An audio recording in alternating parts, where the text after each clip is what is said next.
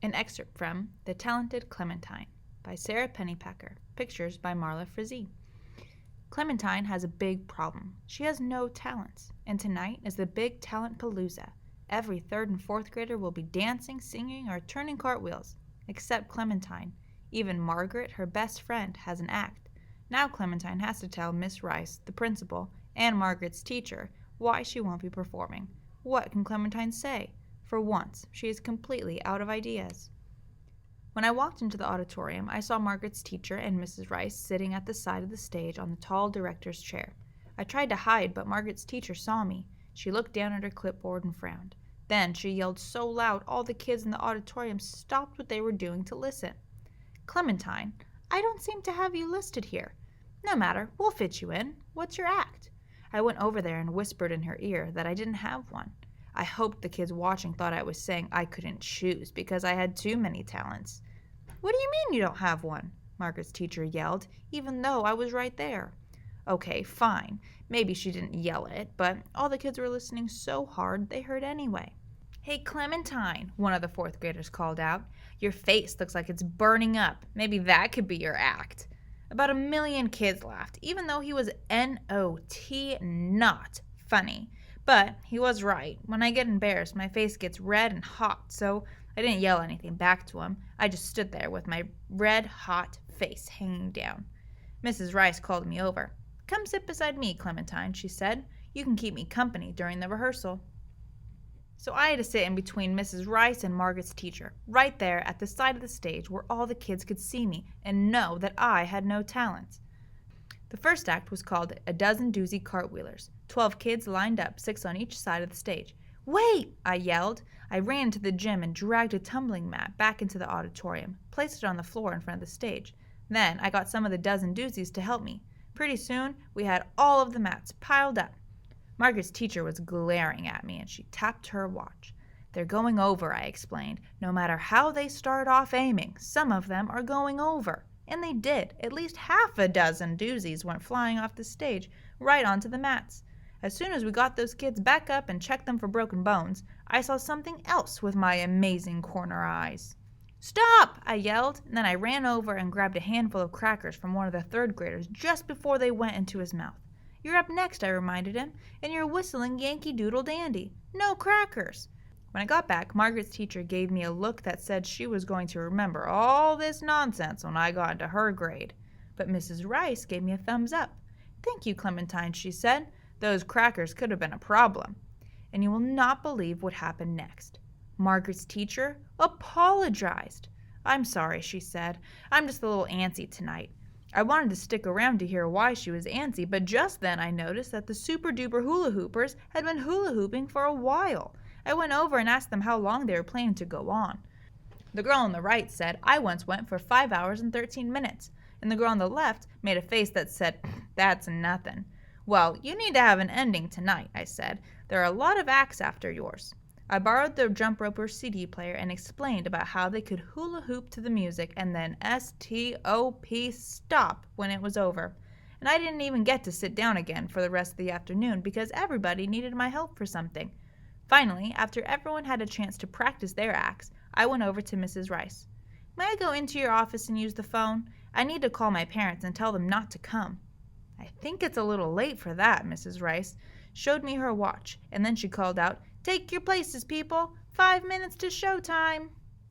Everybody ran to their places. I ran to the curtains and peeked out. Every seat in the audience was filled. Margaret's teacher clapped her hands for attention. "Before we get started," she said, "I want to thank you all for being a part of the show. Each and every one of you is helping to raise money for the big school trip next spring. Except Clementine." Okay, fine. She didn't actually say except Clementine, but you could see everyone was thinking it. Just then, the secretary came over and handed her a note. Oh my goodness," she cried. She jumped out of her seat faster than I thought a grown-up should. "Oh my goodness gracious, it's now! My daughter's having our baby! My first grandchild!" "Go," said Mrs. Rice. "It's all right. We can handle the show. Just go be with your daughter." "Oh, thank you," Margaret's teacher said. And then she left so fast she really did lose one of her bobby pins. It didn't look like lightning, though. It just looked like a bobby pin falling to the floor. "Wow," I said to Mrs. Rice. "So now you have to run the whole show by yourself?" No, not by myself, Mrs. Rice said. I have an assistant, and that's you. Me? Oh, no, I can't. You can, and I'm certainly not doing this alone. I really can't. I don't pay attention, remember? You do pay attention, Clementine. Not always to the lesson in the classroom, but you notice more about what's going on than anyone I know. And that's exactly what I need tonight. I don't think that's a very good idea at all. Well, I do think it's a good idea. I'll prove it to you. Principal Rice called over one of the Hula Hoopers. Hillary, what's the second act after intermission? Hillary looked around. I don't have a program, she said. Do you want me to go get you one? Mrs. Rice told her, no thanks, and then she turned to me. Clementine, what's the second act after intermission? Caleb, from the 4th grade, is going to burp the Star-Spangled Banner, I told her. Does he need any props? A 2-liter bottle of root beer. How long will it take? 41 seconds. 48 if he has to stop to drink extra soda at the Rocket's Red Glare part. I rest my case, Principal Rice said. She pointed a no-buts finger at the empty director's chair. When a principal orders you to do something, it is impossible to refuse. Some part of you always gives in. So I climbed into the chair. Open the curtains, Principal Rice said, and the worried, scribbly feeling exploded all through my body. Well, you would think those kids had never had a rehearsal. First thing, all Dozen Doozies cartwheeled off the edge of the stage. Well, except for one girl who forgot to move at all. Maria and Boris Norris from my class went on next, and they cartwheeled right off the stage too. Nobody had to go to the emergency room, though, and the audience thought the whole thing was supposed to happen that way. So it was okay. The next act was the O'Malley twins. Lily had convinced Willie not to do the thing with his lunch and to play the duet on the piano with her instead. But when Lily got up to the mic to announce the act, she got so nervous she threw up. I looked at Willie sitting on the piano bench. Willie does everything Lily does, and sure enough, he was getting ready. Not on the piano, I yelled, just in time. Then I ran over and closed the curtains quick, so the whole audience wouldn't get started too. When the janitor came running out to clean everything up, I had a good idea. Send Sydney out now, in front of the curtains, I told Miss Rice. Why? She asked. There's no microphone out there. That's okay. Sydney is really loud, and she's going to recite a poem, so there's no cartwheeling, just standing still. Besides, she's got really skinny feet, so she can fit out there if she stands sideways. So Sydney went on stage and stood sideways and yelled her poems, and by the time she was done, the stage was all mopped clean. Next came the Hula Hoopers, and they completely forgot what I had told them about stopping. The music ended, but they just kept on going. Finally, I had to close the curtains to pull them off the stage so the jump ropers could go on. The jump ropers must have figured that if the Hula Hoopers didn't have to stop at the end of the music, neither did they, so I had to close the curtains on them too. Then came Margaret, and she did fine at the walking on stage time thing, which not everybody did, but just as she got the microphone, Alan took a picture of her from the audience, which was a bad mistake. Whenever anybody takes a picture of Margaret that she isn't expecting, she freezes. She says it's the horror of not knowing if she looks perfect or not, which I don't understand because Margaret always looks perfect. No matter, there she was, frozen on the stage with her mouth hanging open. For one tiny second, a little part of me thought, good, no showing off for you tonight. But then my empathetic part took over. I ran over to where Margaret could see me, and I waved until I got her eyes to unfreeze.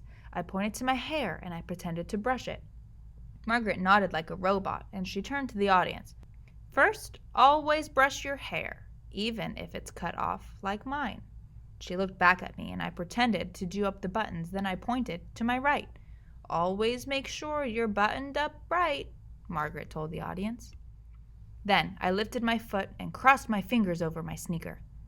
Never wear green sneakers, Margaret said. Green sneakers are the worst.